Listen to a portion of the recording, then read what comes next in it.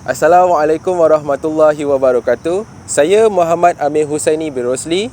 Selaku presenter bagi kumpulan saya ingin membentangkan 5 prinsip asas rukun negara.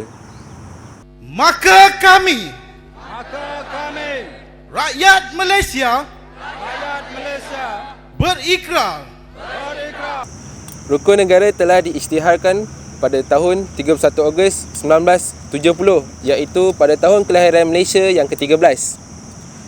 Rukun negara juga diperkenalkan berikutan peristiwa 13 Mei 1969 yang melemahkan perpaduan antara kaum.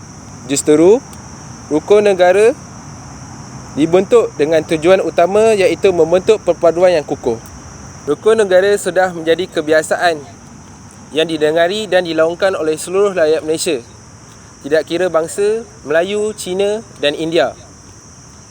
Namun masih ramai yang hanya tahu 5 prinsip asas rukun negara, iaitu kepercayaan kepada Tuhan, kesetiaan kepada raja dan negara, kehuluran perlembagaan, kedaulatan undang-undang, kesopanan dan kesusilaan. Justeru, pada hari ini saya akan menerangkan lebih terperinci tentang 5 prinsip asas rukun negara. Rukun negara yang pertama ialah kepercayaan kepada Tuhan. Prinsip ini menggambarkan bahawa agama sangat penting dalam kalangan masyarakat Malaysia. Sebarang bentuk ideologi atau ajaran sesat atau fahaman komunis tidak layak mendapat tempat di negara ini. Ini kerana agama telah menjadi unsur penting bagi membentuk kerohanian dalam kalangan masyarakat di Malaysia. Yang kedua ialah kesetiaan kepada raja dan negara. Negara kita, raja dan negara mempunyai kaitan yang sangat rapat. Ini kerana negara kita mengamalkan sistem demokrasi berparlimen dan raja berperlembagaan.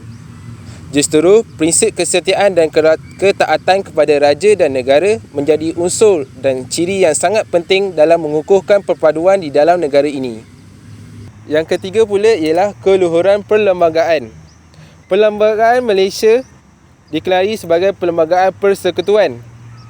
Prinsip keluhuran perlembagaan bermaksud ketinggian dan keagungan undang-undang di dalam negara Malaysia. Keluhuran perlembagaan Malaysia terletak kepada kedudukannya sebagai undang-undang tertinggi yang menjadi sumber dan punca kepada semua undang-undang di Malaysia. Rukun negara yang keempat ialah kedaulatan undang-undang. Setiap negara mempunyai undang-undang untuk memastikan negara sentiasa aman dan makmur. Justeru, kedaulatan undang-undang menjadi elemen yang sangat penting bagi memastikan undang-undang di negara berjalan dengan lancar. Kedaulatan undang-undang bermaksud setiap rakyat adalah sama tarafnya di sisi undang-undang negara tanpa sebagai diskriminasi, kaum, gender maupun kedudukan. Dan terakhir ialah kesopanan dan kesusilaan. Prinsip ini mempunyai kaitan yang rapat dengan perkembangan dan pembangunan personaliti individu yang seharusnya dibina sejak kecil lagi. Prinsip ini juga berkait rapat dengan nilai-nilai moral dan akhlak masyarakat.